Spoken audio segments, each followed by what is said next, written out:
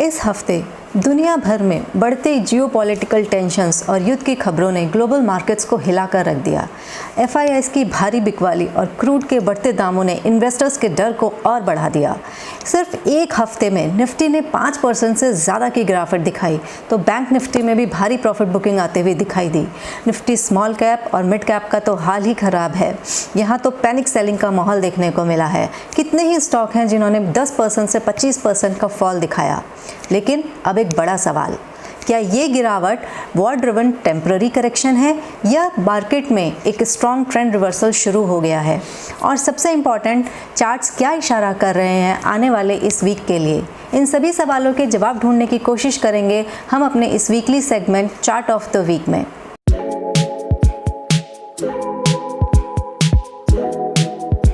Hello friends, welcome to line and level, जहां chart से market की कहानी समझ आती है। वीडियो शुरू करने से पहले मैं हर बार की तरह डिस्क्लेमर दे दूं कि जिस किसी भी चार्ट का जिक्र हम अपनी इस वीडियो में करेंगे उसमें मेरी खरीदने, बेचने या होल्ड करने की कोई सलाह नहीं है। इन्वेस्टमेंट करने से पहले अपने फाइनेंशियल एडवाइज़र से ज़रूर सलाह करें, because investments in securities market are always subject to market risk. Read all the documents carefully before investing. ये वीडियो सिर्फ एजुकेशनल पर्पस के लिए है और आपके एनालिसिस को शार्प बनाने के लिए है। तो चलिए शुरू करते हैं और हर बार की तरह सबसे पहले बात करेंगे निफ्टी 50 की। निफ्टी 50 वॉर के चलने के कारण आपने देखा कि पूरे मार्केट में रिस्क ऑफ सेंटिमेंट देखने को मिला। इसी की वजह से निफ्टी 50 में भी स्ट्रॉन्ग सेलिंग प्रेशर और हाई वोलेटिलिटी रही। तो आइए देखते हैं निफ्टी 50 का वीकली चार्ट हमसे क्या कहने की कोशिश कर रहा है। ये है निफ्टी 50 का वीकली चार्ट, जो हमने इसमें आप ये ड्राइंग्स देख रहे हैं जो हमने पिछले कई हफ्तों से मार्क कर रखी थी, और ये रेक्टेंगल जो हमने कई हफ्तों पहले मार्क किया था, आप देख रहे हैं कि उसे तोड़कर इस बार निफ्टी 50 ने एक मैसिव ब्रेकडाउन हमें शो किया है। आइए सबसे पहले समझते हैं इस रेक्टेंगल में जो हमने लेवल मार्क किए हैं उनकी इम्पोर्टेंस क्या है। ये जो रेंज हमने एक बनाई थी, ये रेंज निकल कर आई थी लगभग 24,800 से 24,300 का लेवल। और इस 24,300 के लेवल की इम्पोर्टेंस क्या है फ्रेंड्स, वो मैं आपको इसके डेली चार्ट पर शो करती हूँ। ये देखिए, ये है वो लेवल जब ये 24,300 का लेवल एक सपोर्ट की भूमिका में था। तो आप देखिए निफ्टी यहाँ पर आकर सपोर्ट ले रहा था। यहाँ पर आकर इसने 4 बार इस लेवल को सपोर्ट की तरह इस लेवल ने इसके लिए काम किया।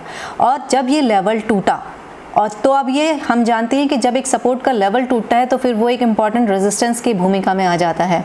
और अब ये 24,300 का लेवल जो कि निफ्टी के लिए रेजिस्टेंस का काम कर रहा है। तो देखिए यहाँ से अब निफ्टी नीचे ही खिसक रहा है। अब इस 24,300 के रेजिस्टेंस को तोड़ने के लिए निफ्टी को थोड़ी मशक्क़त करनी पड़ेगी। और जिस तरीके का माहौल बाज़ार में चल रहा है, आप समझ ही सकते हैं कि आगे क्या होने वाला है, कुछ नहीं कहा जा सकता।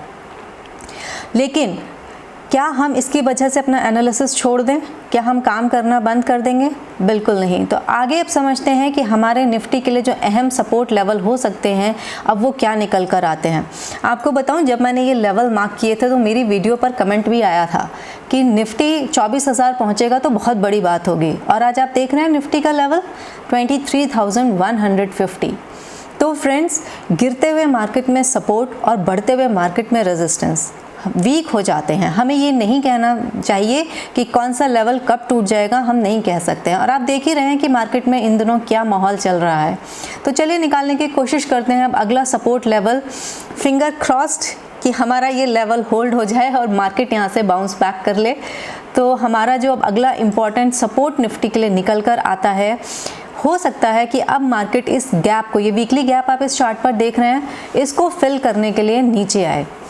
अगर इसे फिल करने के लिए नीचे आता है तो ये लेवल बन जाता है 22,800। बट जो अब एक इम्पॉर्टेंट सपोर्ट निफ्टी के लिए निकलता है वो है ये 22,000 का लेवल। तो हो सकता है निफ्टी अब इस लेवल तक ड्रॉप डाउन दिखाए। मैं ये नहीं कह रही हूँ कि इस लेवल तक ही आएगा, लेकिन यहाँ तक आने की संभावनाएं अब निफ्टी के लिए खुल चुकी हैं। चलिए अब दूसरा चार्ट देखते हैं निफ्टी बैंक का, जो अभी तक मार्केट को लीड कर रहा था। पिछले कई महीनों से हम देख रहे थे कि निफ्टी बैंक मार्केट को लीड कर रहा है। तो इस चार्ट में अब आप देखेंगे कि एक ही हफ्ते में कितनी भारी गिरावट आई है और निफ्टी बैंक 7% टूटकर अपने इम्पॉर्टेंट सपोर्ट लेवल पर आ गया है। ये है इसका निफ्टी बैंक का एक इम्पॉर्टेंट सपोर्ट लेवल। आप देख रहे हैं एक ही हफ्ते में निफ्टी ने इस सपोर्ट को पकड़ लिया है। अब अगर यहाँ पर निफ्टी बैंक रुकता है तो अच्छी बात है, वरना ये जो वीकली गैप यहाँ पर आप देख रहे हैं इसको फिल करने के लिए निफ्टी बैंक और भी नीचे खिसक सकता है। तो जो अब अगला इम्पॉर्टेंट सपोर्ट निफ्टी के लिए, बैंक निफ्टी के लिए निकल कर आता है वो हो सकता है ये 51,000 का लेवल। तो हो सकता है कि निफ्टी आपको अगले हफ्ते यहाँ तक भी स्लिप आउट होता हुआ नज़र आए। ऐसा ज़रूरी नहीं है, बट ऐसी संभावनाएं हो सकती हैं। निफ्टी स्मॉल कैप और निफ्टी मिड कैप का तो आप हाल ही मत पूछिए, क्योंकि निफ्टी स्मॉल कैप और मिड कैप में तो हमें भारी गिरावट देखने को मिली है। निफ्टी स्मॉल कैप में जो एक ही इस वीक आप देखिए यहाँ पर लगभग 4% की गिरावट हमें होती हुई नज़र आई है, क्योंकि जब भी मार्केट में डर बढ़ता है तो सबसे पहले पैसा इसी सेगमेंट से निकलता है, क्योंकि एक हाई रिस्क सेगमेंट है। तो इसीलिए यहाँ पर पैनिक सेलिंग का माहौल है, यहाँ पर हमें सबसे ज़्यादा कॉशियस रहने की ज़रूरत है। तो फ्रेंड्स, जैसा माहौल आप मार्केट में देख रहे हैं, बहुत डर का माहौल है, बहुत सबके सेंटिमेंट्स वीक हो चुके हैं, तो हमें यहाँ पर बहुत सावधानी बरतने की ज़रूरत है, बहुत कॉशियस रहने की हमें ज़रूरत है। तो इस गिरते हुए बाज़ार में जो सेक्टर्स थोड़े डिफेंसिव हो जाते हैं वो थोड़े फार्मा सेक्टर हो सकता है, या थोड़ा एनर्जी सेक्टर है जो डिफेंसिव मोड में है। और ऐसे माहौल में आप जानते हैं कि डिफेंस सेक्टर हमें हमेशा से एक ताकत का परिचय देता है।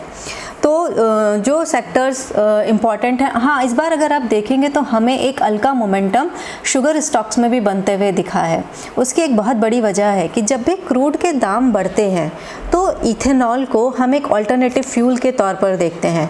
और इंडिया में जो शुगर कंपनीज़ हैं वो सिर्फ चीनी ही नहीं बनाती हैं, वो इथेनॉल भी बनाती हैं।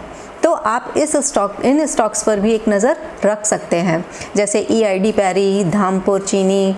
तो इस तरीके के शुगर स्टॉक्स पर भी आप एक नज़र रख सकते हैं। तो चलिए शुरू करते हैं। इस हफ्ते के जो 2 इम्पॉर्टेंट चार्ट्स मैं आपके लिए ढूंढ कर लाई हूँ, जैसा कि अभी तक आपने गैस कर ही लिया होगा, मैंने बताया था कि जो डिफेंसिव सेक्टर इस हफ्ते रहे हैं फार्मा सेक्टर, एनर्जी सेक्टर, तो ऑब्वियस सी बात है कि उसी में से कोई एक स्टॉक होगा।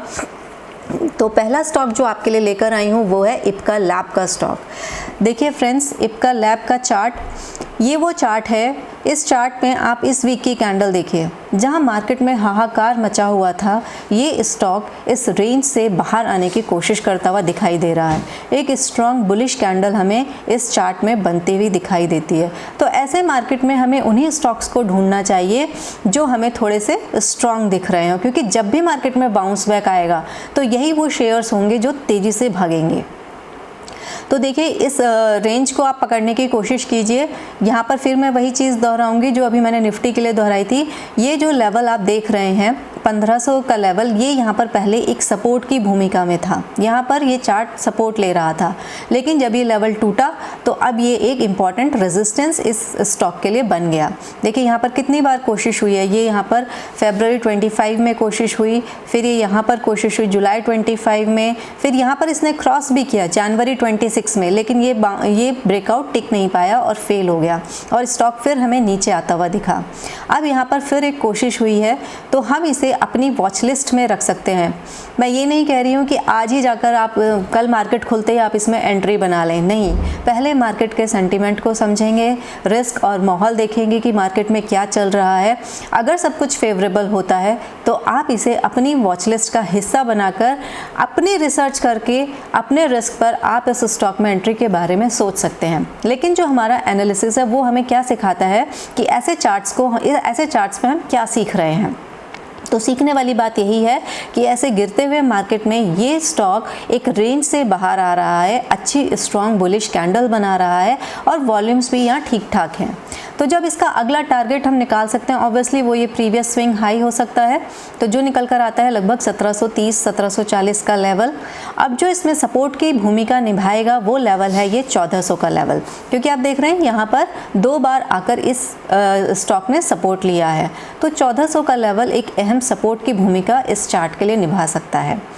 अगला स्टॉक जो मैं आपके लिए लेकर आई हूँ, हालांकि मैं जानती हूँ बैंकिंग सेक्टर इस हफ्ते वीक था, लेकिन फिर भी कुछ छोटे बैंक्स थे जो अपनी ताकत को होल्ड किए हुए थे, जो अपने लेवल्स को होल्ड किए हुए थे। तो उसी में से एक स्टॉक है जो मुझे अच्छा लग रहा है, वो है जम्मू एंड कश्मीर बैंक। ये देखिए, ये एक रेजिस्टेंस की लाइन है जो मैंने इसमें ड्रॉ की हुई थी। उस रेजिस्टेंस की लाइन को इसने फरवरी में ही तोड़ दिया था, लेकिन उसके बाद भी आप देखिए 3 हफ्ते से, एक बार मैं आपको निफ्टी बैंक का चार्ट दिखाती हूँ। देखिए 3 हफ्ते से निफ्टी बैंक में क्या गिरावट आई है, गैप डाउन हो रहे हैं, लेकिन वहीं इस चार्ट को आप देखिए तो ये अपने उन लेवल्स को होल्ड कर रहा है। तो कल जब बैंक निफ्टी में अगर रिकवरी आती है तो मुझे उम्मीद है कि ये चार्ट हमें रिकवर होता हुआ नज़र आएगा। तो अगर ऐसा होता है तो फ्रेंड्स इस चार्ट को आप अपने वॉच लिस्ट में रख सकते हैं। अब इसके लिए अगले टारगेट्स जो हमारे होंगे वो निकल कर आएगा लगभग ये 135 का लेवल, और जो सपोर्ट इसके लिए अब रहेगी इम्पॉर्टेंट वो होगी ये 110 का लेवल। 110 के सपोर्ट के साथ और 135 के टारगेट के लिए आप इसे अपनी वॉच लिस्ट में ज़रूर रखें।